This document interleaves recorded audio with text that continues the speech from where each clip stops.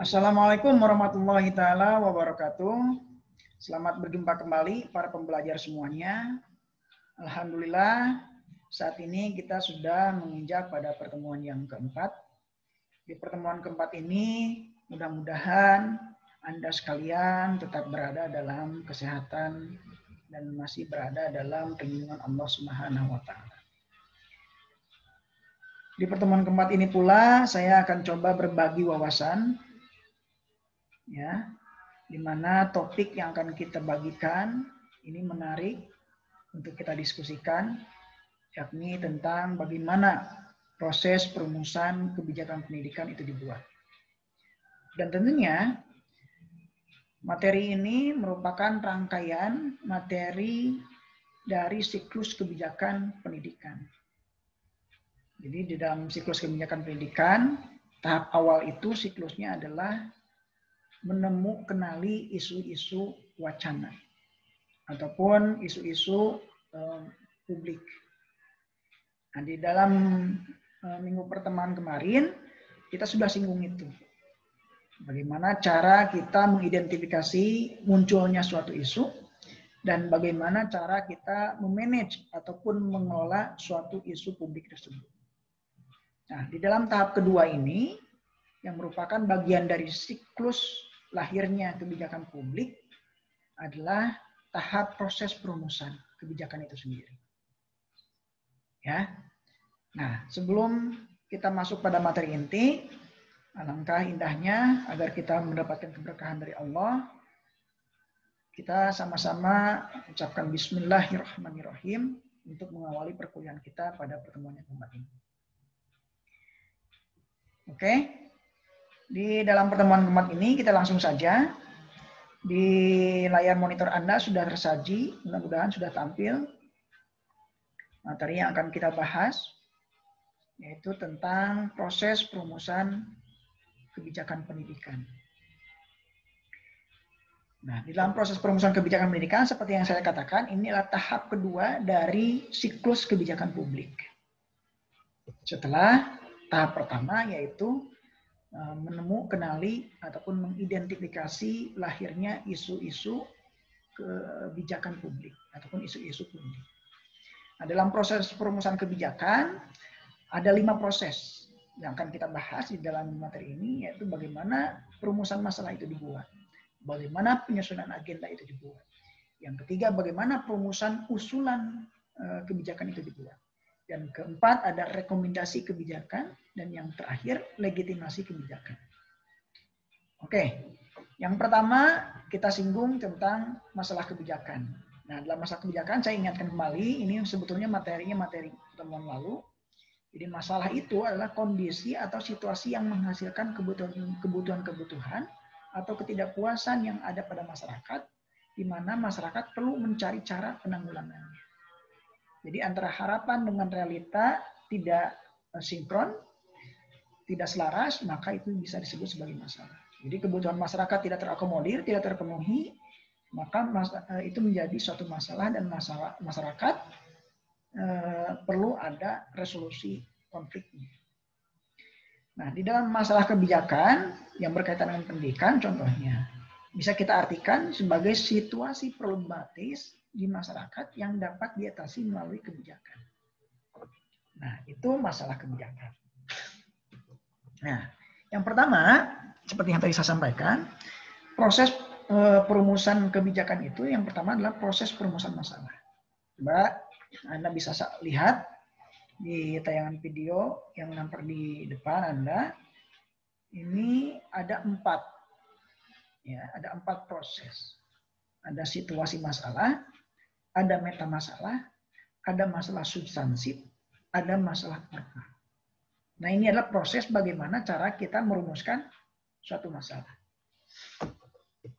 Nah, penjelasan proses perumusan masalah itu bisa kita maknai. Yang pertama, tahap perumusan masalah harus diawali dengan kenali situasi masalah.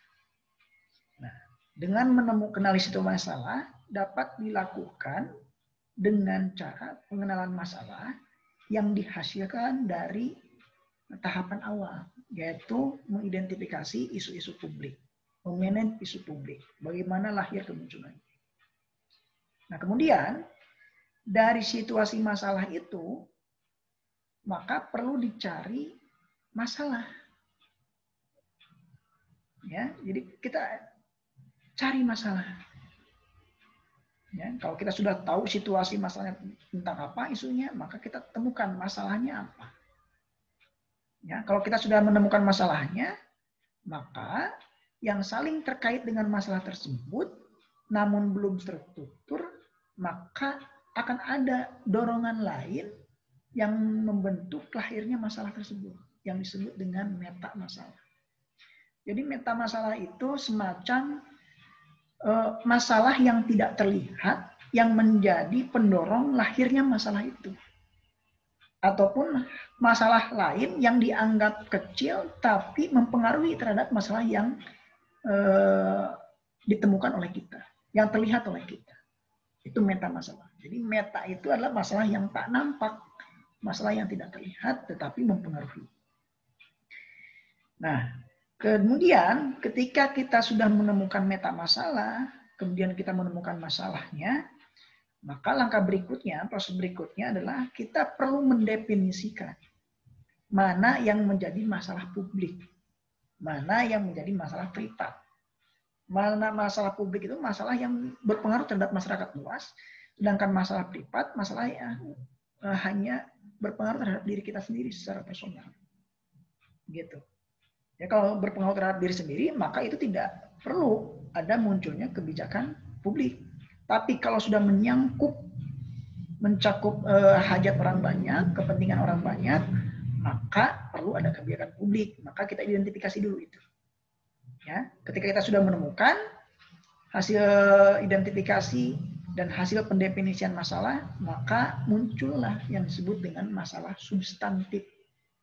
Oh, ini masalah privasi, ini masalah publik.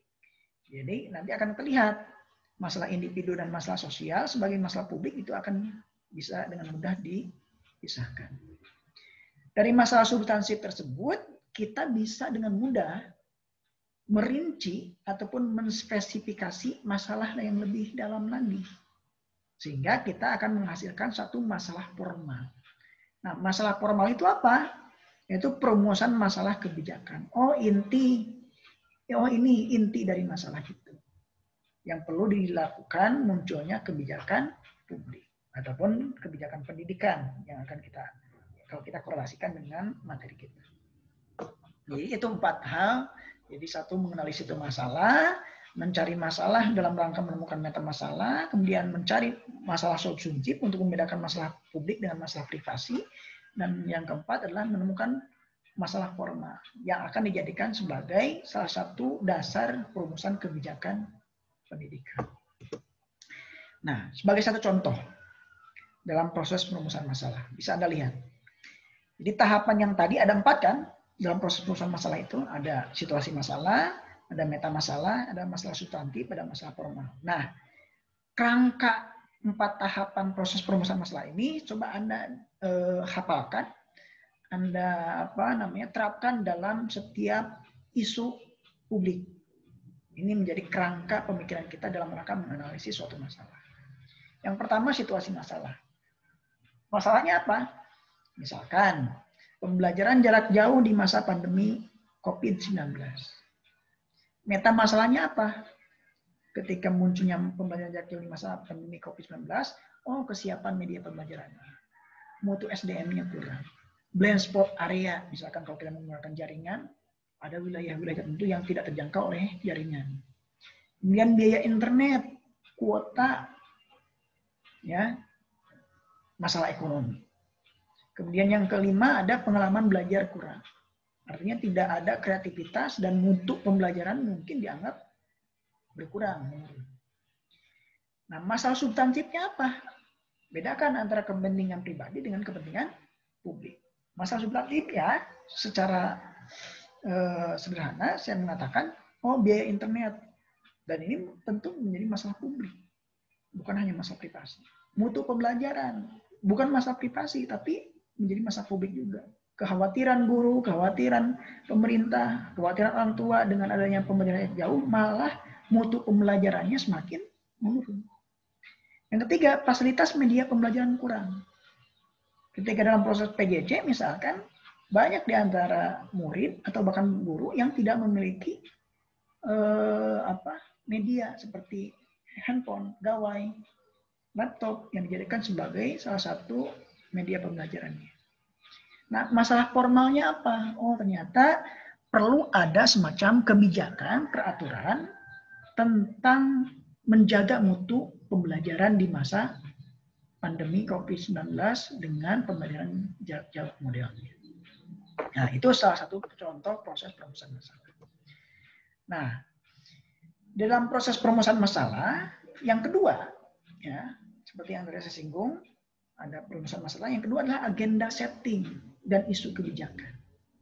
Agenda setting itu apa? Ini sebagai tahap kedua dari proses perumusan kebijakan. Agenda setting merupakan kegiatan membuat masalah publik. Kegiatan membuat masalah publik menjadi masalah kebijakan. Ya, jadi membuat masalah yang terjadi di masyarakat menjadi masalah kebijakan kebijakan publik. Jadi yang tadinya satu masalah ditarik oleh stakeholder, oleh orang yang punya kepentingan, maka perlu dibuat serangkaian perumusan kebijakan. Nah, isu kebijakan itu apa? Tadi yang kita sudah bahas dalam pertemuan sebelumnya. Perbedaan antara stakeholder tentang hakikat masalah dan cara serta arah penanggulangannya, problema-problema umum yang bertentangan satu sama lain, ataupun disebut sebagai masalah yang kontroversi. Nah, itu isu kebijakan. Contoh, misalkan dalam ekonomi, pertumbuhan dengan pemerataan. Pertumbuhan tinggi harus sejalan dengan pemerataan. Tapi kalau terjadi gap, maka itu masalah. Misalkan dalam aspek tenaga kerja, pro kontra pengiriman TKW ke luar negeri. Kenapa harus banyak orang bekerja di luar negeri? Ini masalah juga. Nah, dalam pendidikan, misalkan biaya pendidikan semakin mahal, tapi tidak menjamin adanya peningkatan kualitas. Nah, ini juga suatu masalah. Nah, itu adalah bagaimana cara kita menyusun agenda setting dari satu isu kebijakan. Nah, langkah-langkah dalam penyusunan agenda, ya, itu dibagi menjadi menjadi 3. Agenda kebijakan, agenda sistemik, dan agenda pemerintah. Agenda kebijakan itu didefinisikan sebagai tuntutan para pembuat kebijakan untuk memilih atau merasa terdorong untuk melakukan tindakan tertentu. Jadi harus ada orang yang kritis, memiliki rasa kepekaan untuk membuat suatu kebijakan dalam merumuskan kebijakan atas masalah publik itu. Yang berikutnya ada agenda sistemik yang terdiri dari semua isu-isu yang dipandang secara umum di pandangan masyarakat ataupun perlu mendapatkan perhatian publik pada setiap tingkatan pemerintahan. Misalnya kriminal, hubungan luar negeri, pembangunan gedung olahraga, kemudian pembangunan sarana prasarana pendidikan, kesejahteraan guru, maka itu harus disusun agenda-agenda sistemik setelah dirumuskan agenda kebijakan.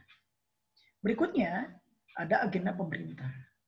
Nah, dalam agenda pemerintah ini merupakan agenda tindakan yang mempunyai sifat lebih khusus, lebih spesifik. Misalnya dalam menanggulangi kriminalitas perlu tindakan penambahan personel polisi. Misalnya lagi dalam proses pembelajaran jarak jauh di masa pandemi COVID-19, karena tadi sudah diidentifikasi rumusan masalahnya, maka perlu ada penambahan bantuan kuota internet. Perlu ada yang namanya kreativitas sumber daya manusia, baik guru maupun orang tua dalam meramu pembelajaran. Itu penting. Maka dibuatlah suatu kebijakan yang dilakukan oleh pemerintah. Nah, di dalam proses agenda setting itu ada 5 tahap. Jika dalam proses perumusan masalah ada 4 tahap, ya seperti yang tadi saya katakan, ya. Nah, di dalam proses agenda setting ada 5 tahap. Tahap pertama ada privat problem. Ya, privat problem ini merupakan bagian dari proses perumusan masalah dari masalah substantif. Jadi membedakan masalah publik dengan masalah individu. Privat problem itu adalah masalah pribadi yang memiliki akibat terbatas. Jadi mungkin hanya kita saja yang terkena dampaknya, orang lain tidak. Kemudian yang kedua, kita harus mengetahui public problem. Public problem ini adalah kenali masalah-masalah yang mempunyai akibat lebih luas dan berdampak terhadap masyarakat umum. Nah, itu masih wilayahnya perumusan masalah sebetulnya, kebijakan substantif. Masalah substantif. Mana? Yang ketiga ada policy issue, yaitu perbedaan pendapat masyarakat tentang solusi dalam menangani masalah. Ya, jadi ketika ada satu perbedaan di antara masyarakat dengan masyarakat yang lain, maka itu menjadi suatu isu yang perlu ditemukan kebijakannya.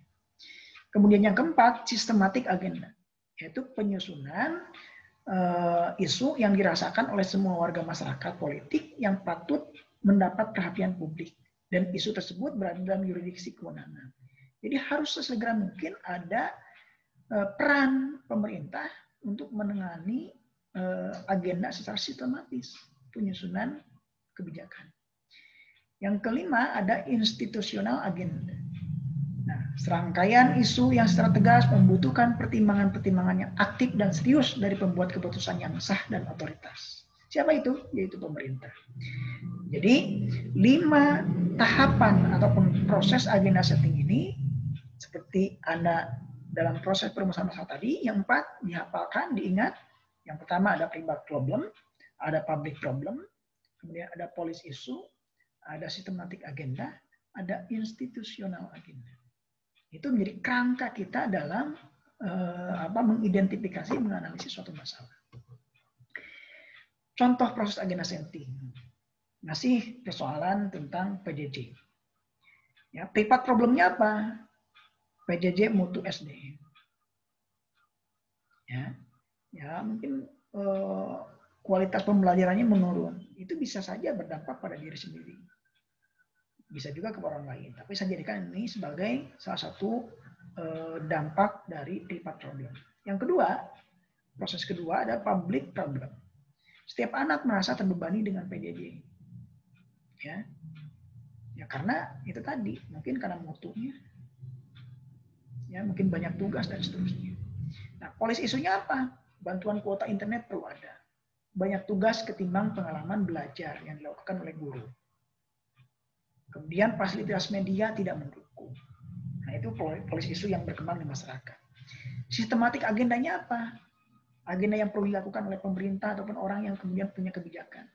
Hak wewenang untuk merumuskan kebijakan. Perlunya ada subsidi BOS. Kreativitas mutu pembelajaran bagi guru itu penting. Kemudian yang kelima, institusional agenda. Nah, jadi institusional agenda itu adalah agenda penting pemerintah dalam rangka menetapkan kebijakan apa sebetulnya yang harus dirumuskan dan dikeluarkan, bahkan dibuat. Yaitu tentang kebijakan bantuan media pembelajaran, bantuan kuota internet, dan tentang kebijakan bagaimana menangani mutu pembelajaran di masa PJJ pandemi COVID-19 ini. Ini contoh dari proses agenda setting. Jadi ini perlu diingat kerangka 5 tahapan proses agenda setting. Contoh lain misalkan, masih tentang proses agenda setting. Tahap pertama, private problem, video kekerasan meresahkan orang tua yang memiliki anak remaja. Public problemnya apa? Video kekerasan meresahkan orang tua yang anaknya remaja. Yang kedua, orang tua yang anaknya belum remaja. Yang ketiga, orang tua yang belum memiliki anak. Policy isunya apa? Menghentikan produksi video kekerasan, menata sistem peredaran video kekerasan, membentengi diri dan keluarga dengan iman dan takwa. Agenda sistemnya apa? Artinya yang perlu dirumuskan itu menata sistem peredaran video kekerasan, membentengi diri dari keluarga dan keluarga dengan iman dan takwa. Institusional agendanya apa? Membentengi diri dan keluarga dengan iman dan takwa. Jadi ada satu kebijakan itu dengan cara apa? Mungkin dengan kebijakan pengajian ataupun pembatasan tayangan video dan seterusnya yang dibuat oleh pemerintah. Nah, dalam proses agenda setting, peran pemerintah itu penting. Yang pertama, ya, ada peran let it happen, yaitu pemerintah memainkan peran relatif pasif. Pemerintah tidak sampai membantu mendefinisikan masalah. Yang kedua, encourage into happen.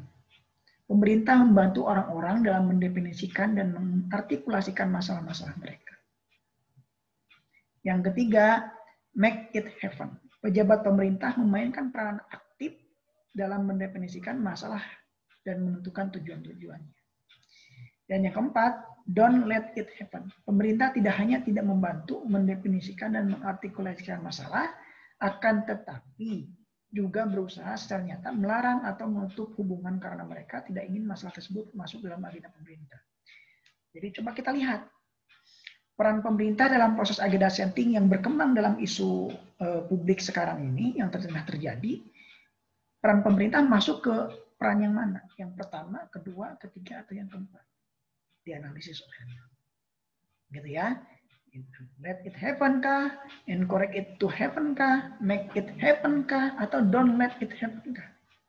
Nah, kalau misalkan pemerintah menggunakan peran yang pertama, let it happen, wah itu cuek sekali, acuh tak acuh pemerintah, masa bodoh lah katakan, itu jangan sampai terjadi.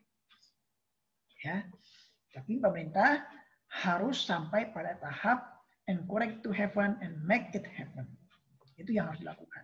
Apalagi jangan sampai pemerintah sadar masalah itu penting, tapi pemerintah dengan sengaja tidak memasukkan agenda masalah itu dalam satu agenda setting perumusan kebijakan. Dan itu tahap 4, don't let it happen, itu bahaya sekali. Mengabaikan tugas pemerintah. Nah, yang ketiga, selain dari perumusan masalah, kemudian agenda setting, proses agenda setting, yang ketiga ada perumusan usulan kebijakan. Nah, dalam perumusan usulan kebijakan ini ada 3 tahap. Yang pertama, identifikasi alternatif. Yang kedua, definisi alternatif. Dan ketiga, menilai ataupun memilih alternatif. Nah, mengidentifikasi alternatif itu apa? Yaitu identifikasi untuk memecahkan masalah. Kemudian setelah ditemukan identifikasi, maka kita merumuskan setiap alternatif apa yang perlu kita keluarkan dalam kebijakan tertentu. Kemudian yang ketiga, menilai serta memilih alternatif berdasarkan kriteria. Kita harus pilih dulu ya, jenis masalah seperti yang kita singgung di dalam pertemuan sebelumnya tentang jenis-jenis isu. Nah, perumusan usulan ini merupakan kegiatan menyusun dalam rangka mengembangkan serangkaian tindakan yang perlu untuk memecahkan masalah. Jadi kegiatan menyusun dan mengembangkan serangkaian tindakan yang perlu untuk memecahkan masalah. Jadi ditulis poin-poin pentingnya, dipilih dan seterusnya, maka kita akan mendapatkan berbagai macam isu-isu yang kemudian dari berbagai sumber, dari berbagai jenis perspektif. Nah, metode pengembangan alternatif ini paling tidak ada 4. Ya, kita perlu ada perbandingan dengan pengalaman nyata. Ada proses tabayun, klarifikasi. Analogi, metafor, sintetik, artinya apakah masalah ini sama, ada kemiripan dengan masalah yang lain, apakah ada pengaruh dari masalah lain, dan seterusnya. Yang kemudian yang ketiga ada survei cepat. Kita harus bisa melakukan survei cepat dengan cara apa? Wawancara, jajak pendapat, dan seterusnya. Sehingga kita akan memperoleh tindakan-tindakan dalam proses perumusan usulan. Kemudian yang keempat ada tinjauan pustaka. Tinjauan pustaka ini adalah tujuannya untuk menelusuri sumber-sumber pustaka yang dianggap relevan. Jadi nanti harus ada tentang PJJ. Apa sih PJJ itu supaya mudah dimengerti? Misalkan kasus kemarin ada istilah social distancing. Tiba-tiba pemerintah mengeluarkan kebijakan social distancing. Masyarakat awam nggak tahu itu social distancing itu apa. Maka kita harus memberikan tinjauan pustaka terlebih dahulu tentang social distancing itu apa sih, agar masyarakat mudah mengerti tentang makna itu. Nah, kriteria seleksi alternatif itu bisa juga dengan 4 hal. Kesesuaian visi misi Ya, visi misi itu ya visi misi penyelesaian masalahnya. Yang kedua, bisa nggak diimplementasikan? Kemudian yang ketiga, mempromosikan pemerataan dan keadilan. Jadi kalau kita sudah yakin itu bisa diimplementasikan, maka kita harus cepat mempromosikan ataupun menginformasikan ke masyarakat tentang proses usulan itu. Keempat, yaitu mendasarkan pada kriteria. Kriteria munculnya masalah apa? Resolusinya apa? Gitu ya. Jadi harus tahu dulu standar-standar indikator dan masalah itu muncul. Kriteria penyelesaiannya apa harus disusun, harus dibuat sedemikian rupa. Begitu. Nah, kriteria penilaian alternatif paling tidak ada 4 kriteria. Yang pertama ada technical feasibility. Artinya efektivitas pencapaian tujuan. Sesuai nggak dengan visi misinya. Yang kedua ada economic and financial feasibility. Efisiensi biaya dan hasil. Jadi tidak sedikit dalam proses pembuatan kebijakan itu dengan menggunakan biaya yang cukup mahal. Maka kita harus punya anggaran yang efisien dengan hasil yang maksimal. Yang ketiga, political viability. Di antaranya ada acceptability, appropriateness, responsiveness, legal sustainability, dan equality.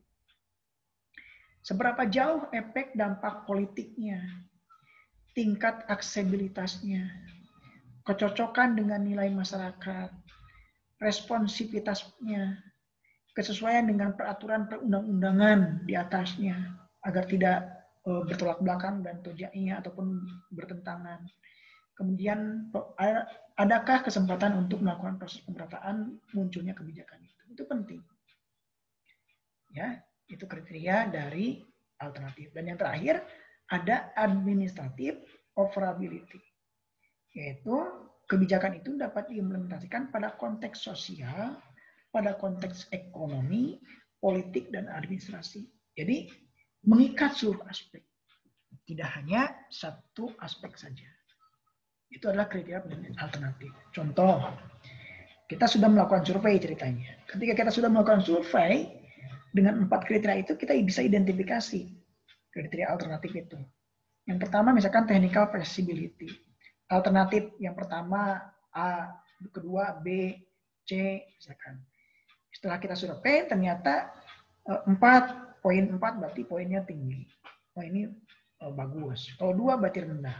Kalau 2 lagi rendah. Jadi semakin besar angka itu menunjukkan tentang poin penilaian paling besar. Gitu ya. Jadi di bawah tuh ada jumlah, ada 13, ada 10, ada 8 dari keempat kriteria itu. Nah, maka yang terbesar itu, maka pilihan usulan kebijakan yang mesti didahulukan, yang penting untuk direkomendasikan. Itu makanya ada ranking 1, ranking 2, dan ranking 3. Begitu. Nah, model kelayakan kebijakan menurut Korten itu ada 3. Ya, ada kebijakan, ada organisasi pelaksana, dan ada penerima kebijakannya. Begitu. Ya, ketika pemerintah merumuskan suatu kebijakan, maka persyaratan kebijakan itu harus diberikan pada organisasi pelaksana. Mencakup apa? Sesuai dengan tugasnya. Mampu nggak mereka merumuskan kebijakan itu? Ketika sudah terlaksana dan dibuat kebijakan, maka kebijakan itu perlu melihat siapa penerima kebijakannya. Gitu ya. Jadi harus lihat dulu objeknya, mampu tidak. Gitu ya. Jangan kemudian bertindak otoriter, kemudian masyarakat menolak. Maka dibuatlah keputusan organisasi sehingga akan terlihat ekspresi kebutuhan dari masyarakat heavy atau unheavy. Artinya munculnya satu peraturan itu dia responnya positif atau justru negatif. Nah, hubungan antara penerima kebijakan dengan kebijakan itu sendiri, maka kalau responnya positif, maka masyarakat akan menerima ya dari lahirnya kebijakan itu. Jadi siklus ataupun 3 domain ini menjadi model kelayakan kebijakan itu dibuat sebagai standar bahwa kebijakan kemudian penerima kebijakan dengan organisasi pelaksana itu harus sejalan untuk mengevaluasi dari dasar-dasar agenda perumusan usulan. Nah, yang keempat, setelah perumusan usulan, ada rekomendasi kebijakan. Jadi kalau ada 4 perumusan kebijakan itu ada 4 kan? Ada perumusan masalah, ada agenda setting, ada perumusan usulan, dan yang keempat ini adalah rekomendasi kebijakan. Pertanyaan yang perlu diperhatikan dalam membuat rekomendasi kebijakan antara lain dalam aspek kebutuhan alternatifnya, tujuannya, misalnya kebutuhannya apa, nilainya apa, peluangnya apa, alternatifnya apa saja, gitu ya, biaya, hambatan dan efeknya, misalkan berapa biayanya, jenis hambatannya, apakah ada efek samping dan seterusnya. Perubahan keyakinan, misalkan seberapa jauh nilai dan manfaat berubah sepanjang waktu, sejauh mana keyakinan terhadap peramalan, seberapa pasti hasil peramalan dapat terjadi. Nah, ini rekomendasi kebijakan. Jadi harus kita berpikir melompat. Jadi ketika merumuskan suatu kebijakan, kita harus berpikir bahwa kebijakan itu bukan hanya dalam ruang lingkup jangka pendek saja, tapi harus berpikir melompat itu berpikir jangka panjang, gitu. Agar kebijakan itu bisa bertahan lama atau bahkan mungkin tidak bongkar pasang. Gitu. Kemudian ada rekomendasi alternatif kebijakan. Berdasarkan kriteria penilaian, maka perumusan rekomendasi alternatif kebijakan sebagai berikut. Secara teknis, alternatif kebijakan visible dalam mencapai tujuan dan sasaran secara ekonomis tidak banyak membutuhkan biaya dan dapat mendatangkan hasil yang besar. Secara politis, paling banyak memperoleh dukungan politik. Secara administratif, sangat besar kemungkinan dilaksanakan. Jadi, ciri dari berhasilnya suatu kebijakan pendidikan itu dibuat adalah satu, secara teknis, sesuai dengan tujuan. Kedua, secara ekonomis biaya murah, tapi hasil maksimal. Yang ketiga, secara politis banyak orang yang mendukung. Kemudian yang keempat, secara administratif banyak orang yang melaksanakan dari kebijakan itu. Itu adalah rekomendasi kebijakan yang relatif diterima. Nah, aktor dalam perumusan kebijakan itu ada 2. Ya, dalam aktor perumusan kebijakan itu ada 2. Ada aktor resmi, ada aktor tidak resmi. Aktor resmi itu siapa? Birokrasi, presiden, legislatif, yudikatif. Kalau di Kabupaten Purwakarta contohnya, berarti bupati, DPRD, begitu kan? Ataupun kepala dinas yang kemudian memberikan rekomendasi. Nah, ada aktor tidak resmi. Siapa? Kelompok kepentingan, partai politik dan masyarakat. Aktor-aktor yang kemudian memberikan pengaruh terhadap aktor resmi. Begitu. Jadi ketika di pemerintah Purwakarta mengeluarkan suatu kebijakan tentang pendidikan, maka sudah dipastikan itu yang terlibat secara formal, secara resmi adalah birokrat. Siapa? Bupati, DPRD, ataupun kepala dinas yang lain. Nah, orang-orang yang kemudian menekan terhadap adanya perumusan kebijakan itu adalah aktor tidak resmi. Mungkin parpol kah? Mungkin kelompok kepentingan kan? Dan sebagainya. Nah, nilai-nilai yang mempengaruhi aktor dalam perumusan kebijakan ada 4. Ada nilai politik yang pertama. Jadi kepentingan partai politik itu sangat kuat. Ada nilai organisasi, pembuatan keputusan menurut kepentingan organisasi. Ya, organisasi itu kepengennya kemana gitu. Itu akan berpengaruh. Ada nilai kebijakan, pembuatan keputusan menurut kepentingan publik. Jadi dampak manfaatnya apa buat kepentingan publik. Yang keempat ada nilai pribadi, pembuat keputusan menurut kepentingan pribadi. Ini ada keinginan pribadi yang terselipkan dalam satu perumusan kebijakan pendidikan. Itu kadang-kadang ada dalam orang merumuskan kebijakan. Ya, itu adalah 4 nilai yang mempengaruhi aktor dalam merumuskan suatu kebijakan. Jadi ketika aktor resmi dalam merumuskan kebijakan, paling tidak akan dipengaruhi oleh 4 ideologi perumusan kebijakan ini. Begitu para pembelajar semuanya, ini adalah materi yang menurut hemat saya cukup menarik karena banyak hal yang akan kita catat yang perlu kita ingat dan mungkin penting bagi kita. Dan dalam proses perumusan kebijakan pendidikan ini merupakan tahap kedua setelah identifikasi isu publik dalam tahapan kebijakan siklus pendidikan. Jadi perlu dicatat, dalam proses perumusan kebijakan ada 5. Ya, yang pertama ada proses perumusan masalah, kedua proses agenda setting, yang ketiga kebijakan usulan, perumusan usulan, yang keempat ada rumusan kebijakan. Yang keempat, legitimasi. Yang kelima, legitimasi. Nah, itulah yang perlu kita catat dalam materi inti topik kita kali ini. Dan kerangka-kerangka berpikir tiap materi yang saya sudah jelaskan, itu silakan Anda terapkan dalam rangka mengasah daya nalar kita, daya nalar kritis kita terhadap isu-isu yang menjadi masalah publik. Dan perlu ada kebijakan publik itu sendiri. Demikian yang dapat disampaikan. Terima kasih. Kita tutup dengan hamdalah. Wallahul muwaffiq ila aqwamit thoriq. Wassalamualaikum warahmatullahi taala wabarakatuh.